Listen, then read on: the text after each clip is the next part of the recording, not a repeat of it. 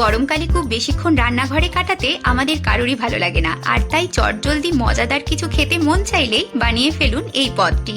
তার জন্য 4টে ডিম সেদ্ধ করে নিয়েছি। ডিমগুলো মাঝখান থেকে কেটে নিয়েছি।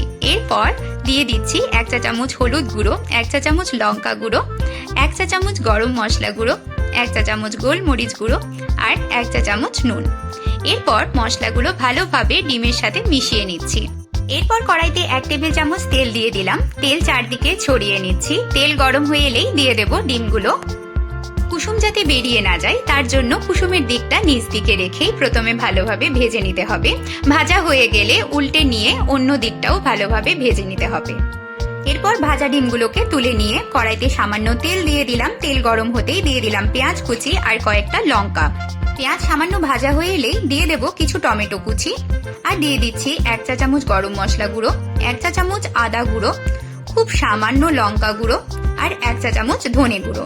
এরপর ভালোভাবে কষিয়ে নেব। খুব ভালোভাবে কষিয়ে নেওয়ার পর এরপর দিয়ে দিচ্ছি ভেজে রাখা ডিমগুলো। ডিমগুলোর সাথে মশলা ভালোভাবে সতে করে নিয়ে এরপর দিয়ে দেব কিছু ধনেপাতা। ব্যাস তৈরি হয়ে গেল ভীষণ সহজ ও মজাদার এই পদটি। এটি ভাত, রুটি, পরোটা, পোলাও যে কোনোটার সাথেই আপনারা পরিবেশন করতে পারবেন। আর রেসিপিটা ভালো লাগলে লাইক করে দেবেন।